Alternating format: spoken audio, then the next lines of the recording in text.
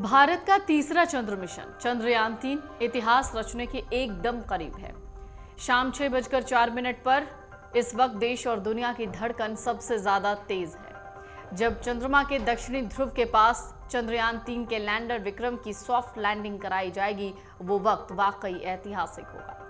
Vikram lander से प्रज्ञान नाम का रोवर निकलेगा। चंद्रमा की सतह पर भारतीय अंतरिक्ष एजेंसी इसरो के लिए कई तरीके के सैंपल जुटाएगा, जिनसे चंद्रमा के बारे में मानवता के लिए मूल्यवान जानकारियां मिलने की उम्मीद है। तो फिर क्या होगा, यानी जब चंद्रयान लैंड कर जाएगा उसके बाद क्या कुछ किया जाएगा और उसके बाद की क्या तैयारी है, आज हम वो सब आपको बताने वाले हैं।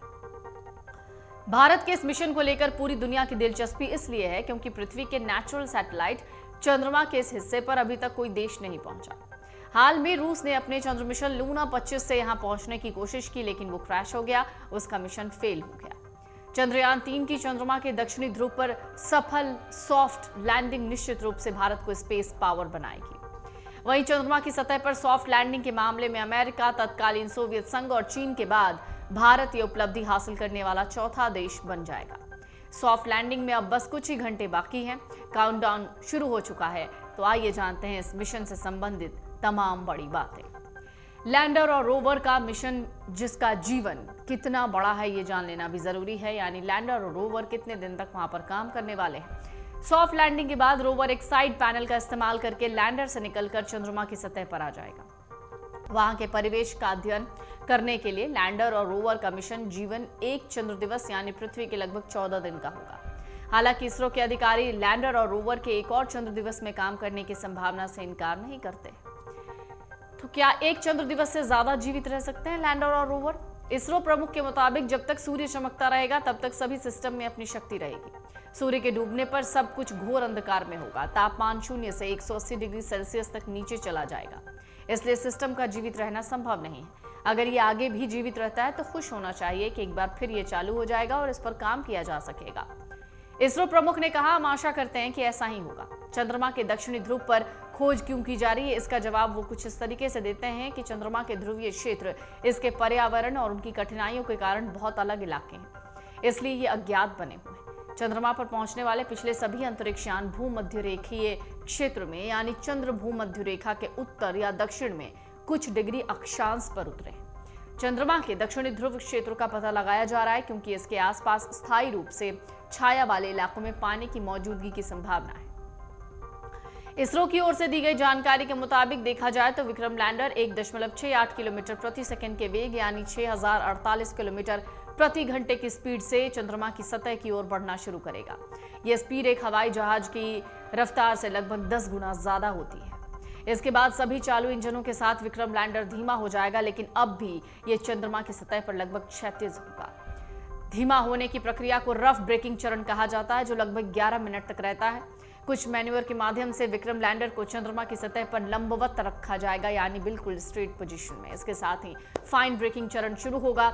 इसी चरण में चंद्रयान-2 का लैंडर नियंत्रण से बाहर होकर उस वक्त दुर्घटनाग्रस्त हो गया था। चंद्रमा की सतह से 800 मीटर ऊपर क्षैतिज और ऊर्ध्वाधर दोनों वेग 0 हो जाते हैं। ये जो वक्त है उस दौरान विक्रम लैंडर चंद्रमा की सतह के ऊपर लैंडिंग वाली जगह के लिए जांच करेगा। इसके बाद वो तस्वीरें लेकर सबसे अच्छी लैंडिंग साइट की खोज के लिए 150 मीटर नीचे आएगा। केवल 2 चालू इंजनों के साथ ये चंद्रमा की सतह को छू लेगा। एक बार जब इसके पैरों पर लगे सेंसर चंद्रमा की सतह को महसूस करेंगे तो इंजन बंद हो जाएगा। 20 मिनट का जोखिम भरा चरण समाप्त हो जाएगा।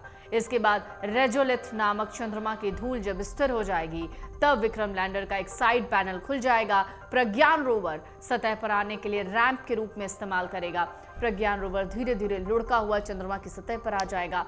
सतह पर आने के बाद रोवर चारों ओर घूमने के लिए स्वतंत्र होगा। देश के लिए वो बड़ा क्षण होगा जब लैंडर रोवर की तस्वीर लेगा और रोवर लैंडर की। चंद्रमा की सतह से ये भारत के लिए भारत की पहली सेल्फी होगी।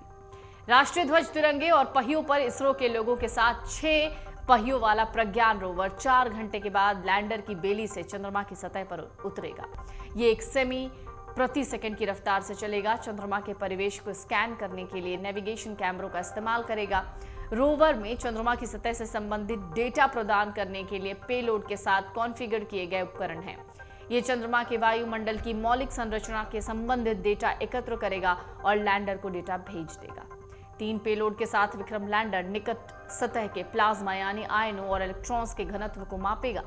चंद्रमा की सतह की थर्मल प्रॉपर्टीज यानी तापीय गुणों को मापेगा। लैंडिंग स्थल के आसपास सिस्मिसिटी यानी भूकंपीयता को मापेगा और चंद्र परत की संरचना और आवरण का वर्णन करेगा। सौर ऊर्जा से संचालित लैंडर और रोवर के पास चंद्रमा के परिवेश का अध्ययन करने के लिए करीब 2 हफ्ते का समय होगा। रोवर केवल लैंडर को जानकारी भेज सकता है, लैंडर सीधे पृथ्वी से कम्युनिकेट करेगा। इसरो के मुताबिक चंद्रयान 2 ऑर्बिटर का इस्तेमाल आकस्मिक संचार रिले के रूप में किया जा सकता है। सोमवार यानी 21 अगस्त को चंद्रयान 2 ऑर्बिटर ने लैंडर मॉड्यूल के साथ संचार स्थापित किया था। अमर उजाला अब आपके टीवी पर भी। अपने स्मार्ट टीवी पर YouTube पर सर्च करें अमर उजाला, चैनल सब्सक्राइब करें और देखें ताजा खबरें, वो भी HD क्वालिटी में। और हाँ, बेल आइकन दबाना ना भूलें ताकि हर खबर हो आपके घर। अमर उजाला, निष्पक्ष, निर्भीक, निरंतर।